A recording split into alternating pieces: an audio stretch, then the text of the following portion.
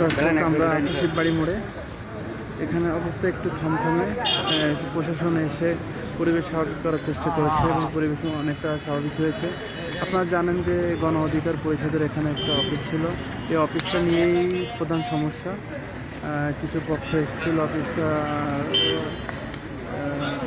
থেকে তাদের উচ্ছেদ করার জন্য, কিন্তু তারাও এটা ছাড়তে নারাজ হওয়ার ফলে এখানে বেশ ধাওয়া পাল্টা দেওয়া হয় এবং হাতাহাতিতে খবর পাওয়া যায় অফিসটা টোটালি ভেঙে ফেলা হয়েছে,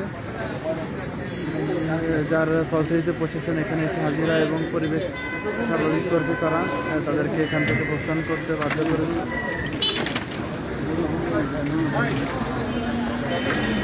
এখন জায়গাটা প্রশাসনের দখলে রয়েছে।